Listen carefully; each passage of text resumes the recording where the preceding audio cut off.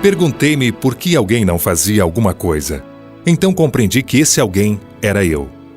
Carta ao Dear Abby. Capítulo 4. Determinação e sucesso andam juntos. Gustav Rask havia desaparecido da fazenda perto de Skattlesberg, Suécia, onde morava com os pais. Apesar de intensa busca, não conseguiram localizá-lo em parte alguma. Os anos se passaram, mas seus pais nunca receberam uma carta ou qualquer outra indicação de que ainda estivesse vivo. Depois de 26 anos, seus pais estavam com 76 e haviam perdido a esperança de reencontrá-lo. De repente, as coisas mudaram de figura. Um jornalista em Estocolmo conseguiu a informação de que um homem chamado Gustav Rask morava em uma das pensões da cidade. O nome era escrito de maneira um pouco diferente daquele do homem desaparecido, mas o repórter viu a possibilidade de aquele ser o indivíduo procurado. Na mesma tarde em que soube da notícia, saiu para encontrá-lo. Quando finalmente localizou o endereço, já eram mais de 10 horas da noite e ele não foi autorizado a entrar. Mas de uma maneira ou de outra conseguiu saber que a pessoa em questão nascera no dia 6 de junho de 1901 e que seu nome completo era Gustav Einar Rask. Naquela hora da noite, o repórter não pôde entrar em contato telefônico com a comunidade rural onde Johann e Johanna Rask viviam, e assim não teve condições de confirmar o nome e a data do nascimento. Nesse ponto, a maioria teria desistido. Afinal de contas, esse podia nem ser o filho procurado, ou apenas uma semelhança no nome. Esse jornalista, porém, era de qualidade mais excelente. Queria conhecer os fatos antes de mais ninguém. Então, rumou imediatamente para a fazenda. Era 1h da madrugada quando chegou e o casal de velhinhos estava dormindo profundamente. Que alegria e excitação quando confirmaram a data do nascimento e o nome de seu filho perdido. Logo, a família feliz estava reunida. O fato de o repórter estar disposto a fazer um esforço extra lhe trouxe grandes resultados. Em primeiro lugar, ele levou indescritível alegria àquela casinha na fazenda. A seguir, essa emocionante história de grande interesse humano apareceu na primeira página do maior jornal da Suécia na época. E apenas um dia depois é que a notícia se espalhou pela imprensa de todo o país. Isso me faz lembrar do corredor que quase sempre vencia a competição de 200 metros. Quando lhe perguntaram que técnica usava, respondeu: É simples. Nos primeiros 180 metros eu corro o quanto posso. Aí vem os últimos 20 metros, quando corro um pouco mais depressa. É esse esforço extra que faz com que a pessoa se destaque acima da multidão. A maioria se satisfaz plenamente com um esforço medíocre no desempenho das tarefas que lhes são impostas. Os primeiros obstáculos são tudo o que precisam para desanimar. Mas é apenas estendendo um pouco mais os braços e trabalhando um pouco mais além do que se espera que conseguimos os resultados. Em todo trabalho, todo escritório, toda indústria e toda instituição, sempre há algo que precisa ser feito que não está especificamente designado para uma pessoa. A maioria simplesmente passa essas oportunidades por alto e se concentra apenas na sua obrigação. Essas são as pessoas comuns. 2 tipos de pessoas jamais chegarão a grandes empreendimentos. O primeiro são aquelas que não fazem nem o que se espera delas. E o segundo são aquelas que fazem somente o que pedem. Isso não acontece com a pessoa de iniciativa. Ela faz o que se espera dela, então dá um passo além. Vê as coisas que precisam ser feitas e as considera não somente como um desafio, mas como oportunidades para aprender fazendo. Faz qualquer coisa extra que possa ser feita, desde que não interfira no trabalho para o qual está sendo paga. De 2 pessoas com aproximadamente o mesmo grau de habilidade e inteligência, a que é bem-sucedida tem arranque automático ou iniciativa. É comum acontecer que a pessoa que começa um dever com entusiasmo e disposição obtenha maior sucesso do que a talentosa, que carece de estímulo próprio. Um homem estava ocupado removendo pequenas quantidades de um montão de areia e terra que uma enchente havia depositado do lado de fora de sua casa. Suas únicas ferramentas consistiam num carrinho de mão e uma pá. E o homem não era forte nem jovem. Seu vizinho o observava pela janela. Finalmente ele saiu e perguntou: Você não percebe que isso é demais para você? Sim, respondeu ele, enquanto continuava trabalhando. Então por que você começa um trabalho desses? Você sabe que não pode fazê-lo? Acabei de dizer que o trabalho é pesado demais para mim, veio a resposta. Mas admitir que não consigo fazê-lo sem ao menos tentar, destruiria meu respeito próprio. Prefiro enfrentar o trabalho aos pouquinhos a permitir que uma tarefa que temo esteja me encarando constantemente. E assim continuou no trabalho que era realmente pesado demais para ele. Perseverou e, de repente, estava pronto. Pode ser difícil completar um trabalho, mas às vezes é ainda mais difícil começar. Novas ideias. Novas ideias nem sempre são más. Também nem sempre são boas.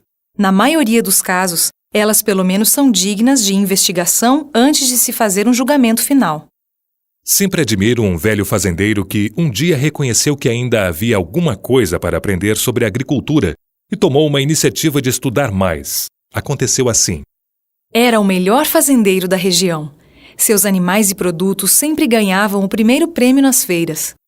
Era a ele que todos os fazendeiros da região recorriam em busca de conselho quando tinham qualquer problema com as colheitas ou animais. Sua palavra tinha mais peso entre os vizinhos que a dos chamados especialistas em agricultura que escreviam artigos para os jornais. Você pode imaginar que choque foi para ele quando seu filho quis ir para a universidade estudar agronomia. Você não pode aprender a plantar lendo livros, disse em tom de zombaria. Mas finalmente, com a insistência do filho, acabou concordando. Quando o rapaz terminou o curso e voltou para casa, o fazendeiro dividiu o grande campo do lado leste da propriedade. Cada um de nós plantará milho em sua respectiva metade, ele disse enquanto apontava para o campo do filho. Eu lhe mostrarei algo sobre agricultura que aquele povo da escola não sabe. À medida que as plantas cresciam, o fazendeiro não podia deixar de notar a diferença entre o milho do rapaz e o seu. E no dia da colheita, embora o velho fazendeiro tivesse sua produção elevada, a do rapaz estava muito além. Durante o jantar naquela noite, o pai esteve mais quieto que o normal. Quando desceu para o desjejum na manhã seguinte, estava trajado com sua melhor roupa e tinha uma maleta nas mãos. Querido, o que está acontecendo com você e aonde vai? Sua esposa perguntou alarmada. Achando graça de sua preocupação, o fazendeiro respondeu piscando os olhos. Querida, eu vou para a escola de agronomia. O rapaz pode cuidar da fazenda enquanto eu estiver ausente. Parece que o pessoal da universidade, afinal de contas, pode me ensinar alguma coisa sobre agricultura. Não foi fácil admitir isso, sendo ele um fazendeiro experiente e bem-sucedido. Mas afinal, ele não foi arrogante demais para admitir suas limitações, nem orgulhoso demais para aprender novos métodos, embora fosse um fazendeiro com um longo registro de colossais colheitas. Seguindo suas próprias convicções. O Dr. Solomon Ash, professor no Swarthmore College, Pensilvânia, dirigiu uma pesquisa para descobrir quão longe vão jovens em seguir suas próprias opiniões quando essas diferem das dos que os rodeiam. Preparou uma série de cartões com uma linha horizontal em cada um. Em seguida foram feitos outros semelhantes, com 3 linhas de vários comprimentos, sendo uma delas exatamente do mesmo comprimento da linha única do cartão anterior. A diferença do comprimento das 3 linhas era marcante, de tal maneira que qualquer um que as contemplasse veria facilmente qual das 3 se assemelhava à linha do primeiro cartão. O Dr. Ash selecionou 8 estudantes para o teste e disse para que escolhessem a linha errada quando fossem inquiridos.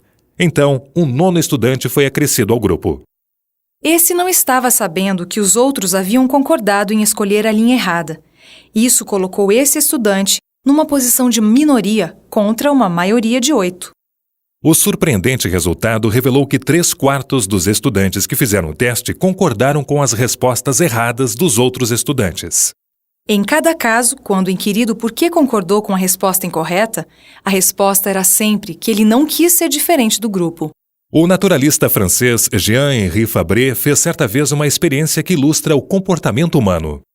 Quando vão de um lugar para o outro, certo tipo de lagarta sempre viaja em grupos. A primeira lidera o caminho e as demais seguem uma após a outra. Um dia, Fabre notou uma dessas migrações perto de um vaso de plantas no seu jardim. Pegou alguns desses bichinhos, arrumou-os em círculo, contornando o vaso, e observou para ver o que aconteceria.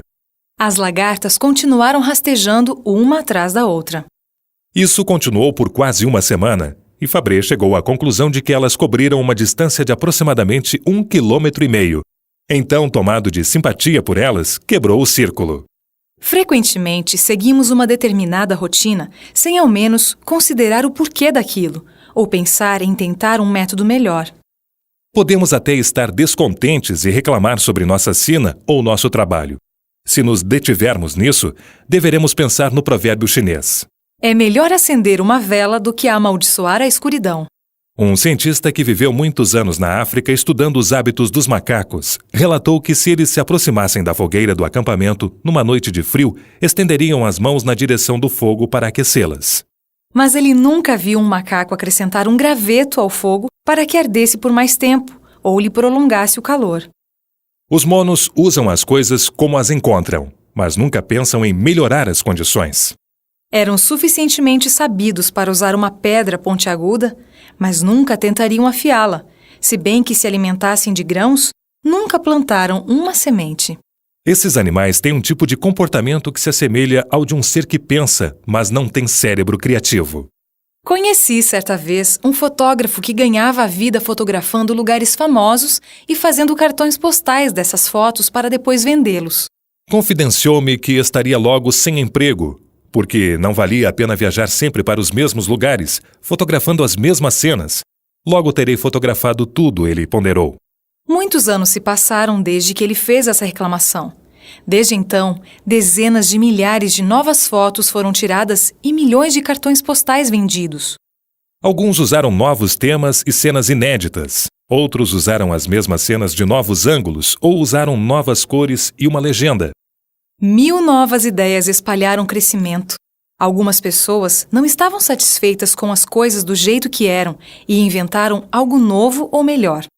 Minha professora no ensino fundamental contou-nos que os grampos de cabelo costumavam ser lisos. Então, alguém decidiu melhorá-los, acrescentando-lhes algumas curvinhas. As mulheres acharam que os grampos melhoraram e esse simples melhoramento transformou esse indivíduo num milionário. Ajudando um ao outro. Nenhum homem é uma ilha, e nenhuma pessoa bem-sucedida conseguiu chegar lá inteiramente sozinha. Em algum lugar, alguma vez e de alguma maneira, deve ter aparecido alguém que desempenhou um papel importante. Nossa vida é tão entrelaçada com a de outros que ninguém é capaz de conseguir o sucesso por si mesmo. Praticamente tudo o que sabemos, aprendemos de outros. Quase tudo o que fazemos está construído sobre o fundamento colocado por outros. Cada um tem uma contribuição a prestar, que só ele é capaz de dar. Em novembro de 1968, apareceu uma enorme propaganda no jornal Financial Times de Londres. De maneira peculiar, ele anunciou a fusão do grande e poderoso Barclays Bank Limited com o bem menor e comparativamente desconhecido Martins Bank Limited. Por meio de uma criativa propaganda, transmitiram uma importante lição sobre a troca de experiências numa relação social. Uma águia, em seu passeio, foi parar em um aprazível riacho ao lado do qual estava um gafanhoto roliço e alegre. Que lindo dia, disse o gafanhoto, saltitando atrás de uma pedra. Realmente, retrucou a águia. Linda parte do mundo esta, disse o gafanhoto. Devo confessar que não a conheço muito bem, respondeu a águia, e continuou. Nem a metade do que você conhece. Vocês gafanhotos são muito inteligentes, ouvidos colados ao solo, suponho. Oh, muito, disse o gafanhoto, observando com cautela. Talvez devêssemos nos unir, um tipo de amálgama. Nossa, com meus conhecimentos locais e suas finas penas... É uma boa ideia, disse a águia, dando um passo à frente. Mas não qualquer tipo de amálgama, acrescentou o gafanhoto. Já vi minhocas serem amalgamadas com sabiás todas as manhãs na hora do desjejum. Tolice, disse a águia. Você acha que sou boba? O que é que eu ganharia devorando você? Bem, respondeu o gafanhoto um tanto ofendido. Atrevo-me a dizer que sou muito saboroso. Conversa fiada, disse a águia. Veja, se eu o comesse, você deixaria de existir, não é? É bem verdade. Mas se nos amalgamarmos, você poderá me contar a respeito desse riacho encantador que você conhece tão bem. A esta altura, o gafanhoto já estava a meio caminho fora do esconderijo. E eu poderia lhe dar carona para todos os lugares. Eu viajo muito, você sabe, continuou a águia. Você me levaria para voar lá nas alturas? Com certeza. E me apresentaria a alguns dos seus grandes amigos? Seria um prazer. Ambos ficaram por um longo período pensando. E eu poderia ensiná-la a saltar? Disse o gafanhoto com repentina animação. Eis aí algo que nunca consegui fazer, disse a águia. E tenho um truque de esfregar minhas pernas uma na outra. Ouça! Duvido que algum dia eu consiga fazer isso, disse a águia, mas adoraria tentar. E lá se foram juntos, passando por altas formalidades. E foi assim que Barclays e Martins decidiram unir suas forças. Disposição para tentar, determinação para dar o melhor de si e seguir suas próprias convicções, pode ser que para conseguir esses ingredientes da vida seja necessário muito esforço, mas no final eles trazem felicidade e sucesso.